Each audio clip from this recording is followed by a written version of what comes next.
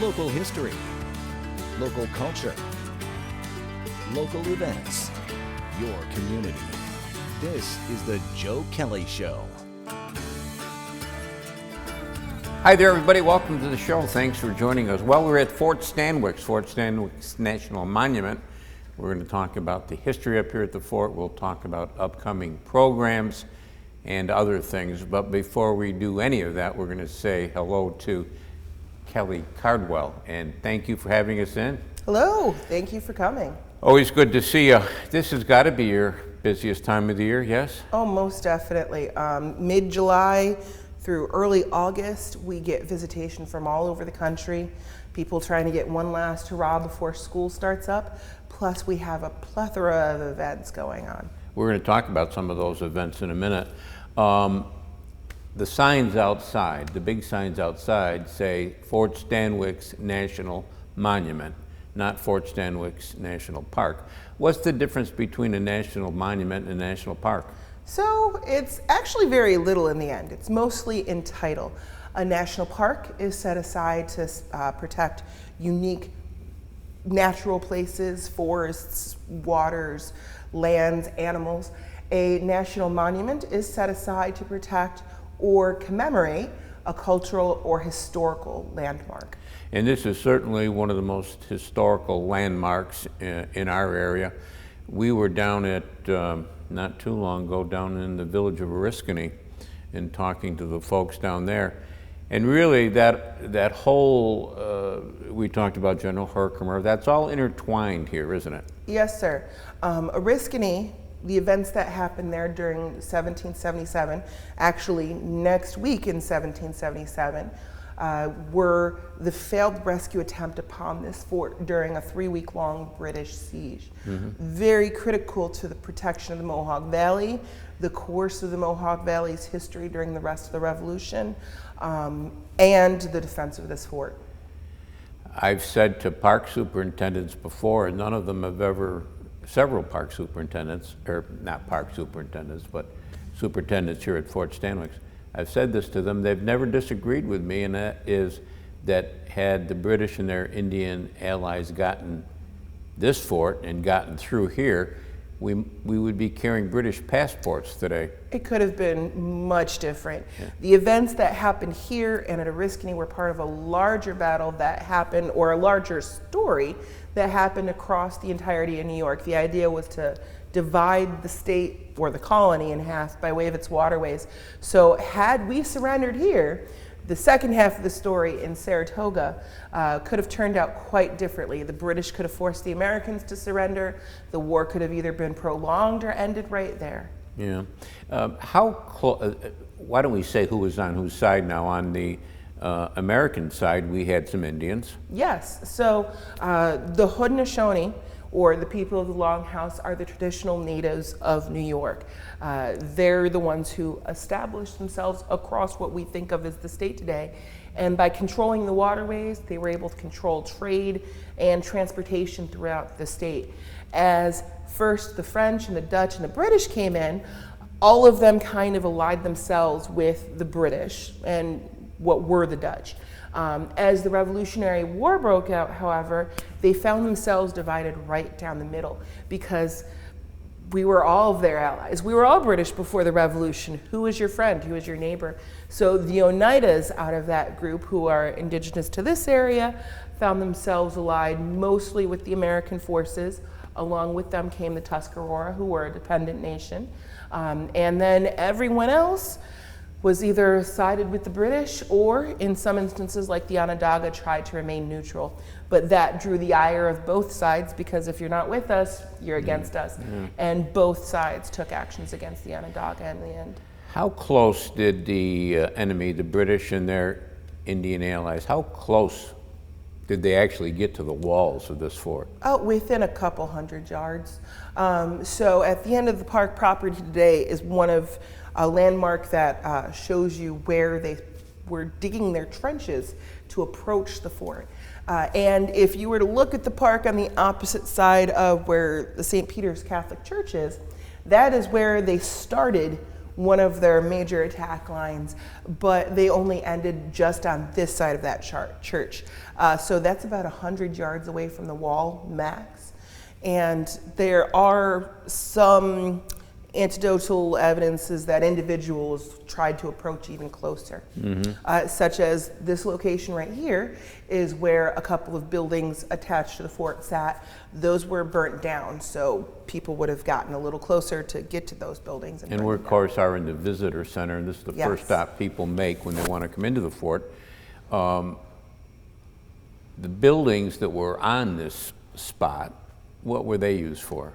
So during the time of the Revolution, there was what was called the Indian House, a place for natives traveling through to gather, spend the night at, because they weren't allowed in the fort. They were simply civilians and they weren't European, so they weren't allowed in the fort. It's where trade went on between those cultures, the European and native cultures.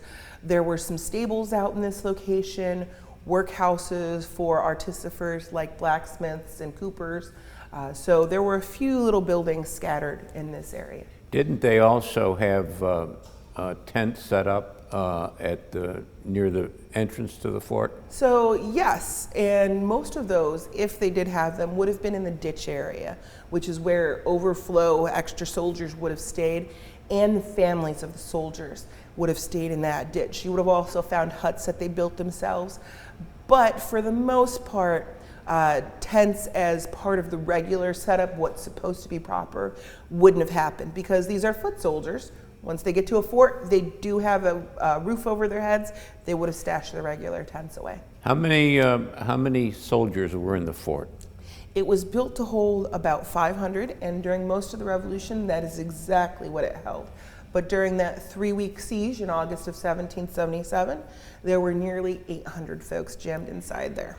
And for those who have never been inside the fort, it's big, but it's not so big in terms of living conditions, right? It's true. Now, you could fit 800 people in those rooms.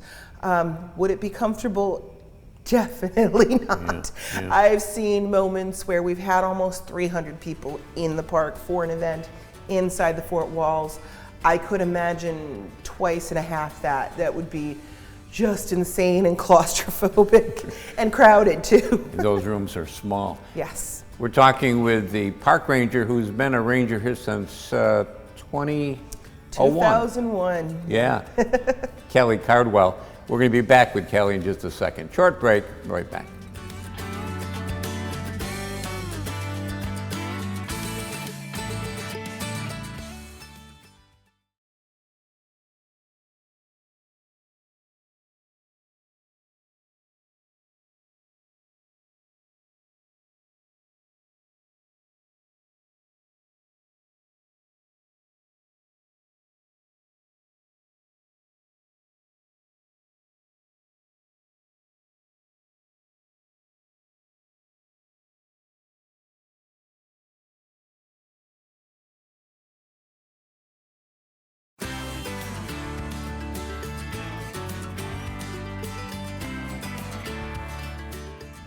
And welcome back, everybody. Thanks for sticking with us. We're at Fort Stanwix. We're in the Visitor Center at Fort Stanwix. We're talking with Kelly Cardwell.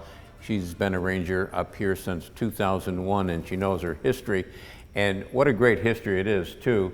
The soldiers, the militia under General Herkimer, tried their best to get here to relieve the fort, which was under siege, but they got close, but no cigar. Close, but no cigar, and that is what we called the Battle of Oriskany, a failed rescue attempt upon this fort made by the local militia.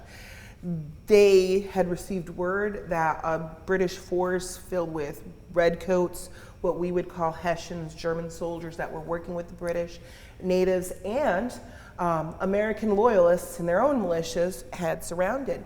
And if they had captured the fort, they could make their way down the Mohawk Valley very easily with a base to operate from. So the militia marched this way and were ambushed by those natives and British and Hessian forces in a place called Oriskany, just 6 miles to the east of here. We knew they were coming, we knew they were hoping to come, but sadly, because of politics and family and gossip, they didn't quite make it. The reason being is because Herkimer, many of his men had family fighting on the opposite side of things. His former commander was John Johnson, who was in charge of the American Loyalists attacking the fort. One of his former neighbors was Joseph Brant, in charge of the natives attacking the fort. And even his brother was fighting on the opposite side of things. So as people feared that he was not trying to attack or maintain his course towards the fort because he was actually working for the British, he got a little antsy, decided to prove them wrong, and led them into an ambush, not thinking about where the best places to avoid an attack might be. He actually got pressured into that march. Yeah, totally ambushed. Many people thought he was holding off on his attack because he wanted to make sure his brother was safe, or he wanted to feed information to the enemy. And tempers as they were, he let his get the better of him and led his men into an attack. Let's talk about, before we talk about your programming for this summer, let's talk about the living conditions in the fort. There were 3 barracks? Oh, there's multiple barracks. Today you can only see maybe 3 or 4, but the entire fort essentially would have been a giant barracks building. Would they be lit when they had the maximum number of troops in there? 800, did you say? Yes. Were some of them living outside in the courtyard? They were all under roof? No, they were jammed into the walls, what we call the casemate buildings, with flat roofs on the top. Any of the buildings that have flimsy one-ply plank walls would have been too dangerous to live in, and most of them weren't complete by the time the siege began. So all 800 men were jammed into the walls of the fort. And from what I can garner, many of the men who were injured were probably the ones who tried to escape in the evening's heat to get a little bit of relief. And then mortars, essentially exploding cannon shells, would have hit them. And that's how they suffered their injuries. So they wouldn't have been living outside when you're under attack, just wouldn't have happened. Luckily for them, the only time there was 800 people jammed in there, or maybe unluckily, was during that 3-week siege. On the walls of the fort is a little house. Looks like an outhouse, actually, but it's not an outhouse. No, and it's a common misconception. It is a sentry box. So imagine it as your soldier's closet. When you're out on guard duty, protecting the area, you have to make sure you have a coat in case it gets cold in the winter. You have to have your gunpowder secure in a dry area if it starts to rain. So it's kind of a small supply closet that marks your station. Actually, if you look at the modern Tomb of the Unknown Soldier, there's a little metal box of the same design sitting at the end of that walkway the soldiers use. Yep, I've seen that. In fact, I saw it just recently. By chance, I happened to be looking at a YouTube video of Arlington. The soldiers' comfort level here, how do we describe that? College frat party minus the educational component. It's a bunch of young men, late teens, early 20-somethings. Even the commander of the fort, the man in charge, he wasn't any more than 28 years old when the fort was attacked. So there's a lot of people making their way in the world. They don't have the comforts of home. Their mothers cleaning up after them. They are learning how to conduct themselves, and it would have been stinky and dirty and smelly. There were fights, people causing trouble, stealing things from other folks, gambling, swearing, insulting each other, getting drunk. The one thing I haven't heard that happened here, well, the one thing I haven't heard of that happened elsewhere was in at least Massachusetts at the beginning of the war, there were young officers who would pack up their laundry and send them home to their mothers to wash because they didn't know how to. The women at the fort here did do the laundry for the soldiers. That's one of the few things they kept track of for those men. Who were those women? They were their families. You have to imagine the Revolution is essentially one of the only wars in our nation's history that was fought right here in the homelands, not on the borders or the outskirts or across the ocean even. So many of these people who lived because ordinary folks across the country ended up as refugees. So their families packed up their belongings when their brothers and sons and fathers joined the Army, and they marched right along with them. Is there's a reason for the fort being where it was? Yes. And that reason is? That reason is the Oneida Carry. So if you imagine a map of New York, you can get from one end to the other, from New York City to the Great Lakes via rivers. And the only spot you have to get out of your boat for a significant amount of time is right here. It's a 1 to 6 mile long stretch, dependent on flood stage, between the Mohawk River and Wood Creek, which leads into Oneida Lake. So if you can control this location, you can control just what the Iroquois controlled, or the Haudenosaunee controlled. The transportation, the trade, and even the military purposes and uses. So essentially, during the 7 Years' War, or the French and Indian War before the Revolution, and during the Revolution, this was the border of the new United States of America, as far as you could go as someone of European descent. And there's a boat outside, I'm sure it's a replica boat. Yeah. That is the same style that was used to do that, correct? Yes, that is called a bateau. The one out there is only maybe 10, 15 feet tall, long, but they came much larger, much wider, could carry up to 50, 60 soldiers or a lot of goods. And the difference between a bateau and a canoe is a bateau is flat on the bottom, because at least in the northern half of North America, the rivers are very, very shallow and rocky due to glacial outwash. So a bateau helps you navigate over that. Okay. We're talking with Kelly. We'll be back in just a second to talk about some upcoming events right here at the fort. Short break, right back.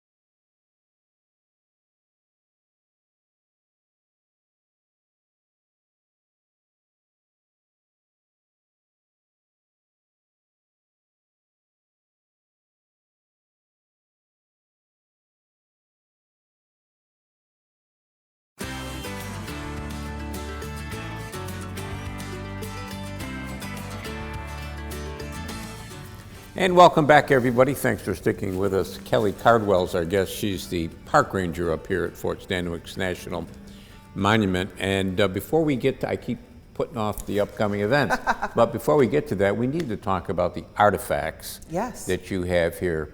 You've got one section of the fort which is filled with artifacts that were dug up here, yes? Actually, that is our old museum location. All of our artifacts are actually stored in the second half of the building that you can't see here. And it is one of the National Park Service hubs for archaeology storage and artifact storage. So when you come in here and you explore, it's like, this looks like a big building outside, and it's a skinny little corridor for the museum. The rest is all modern artifact storage. But we have found in this location well over 500,000 artifacts from pre-contact era all the way through to early canal period here in Rome. One of the original artifacts that hasn't been removed from the fort is a fireplace hearth that sits right where it was constructed in 1758. And one of my favorite things about that room is going in there and imagining who might have sat around that fire and talked during the siege, talked when the place was first built by the British about crossing the ocean to fight in a different country. It would have been a very interesting spot to be a fly on the wall. Yeah. Are there any artifacts on display anymore, Kelly? Yes, yes. Throughout our visitor center, which is open in the summer, Wednesdays through Sundays, you can see all sorts of things that people would have used in their daily life, from pieces of muskets to tools. One of the most interesting things we have on display is what's called a grenadier's match case. So you imagine a grenade today, it's pull a pin and throw it. Well, back then you actually had to light a fuse on the grenade to make it burn and then explode. So people would have carried a piece of rope in their pockets or in this pouch called a match case, and they would have lit it from there and then thrown it.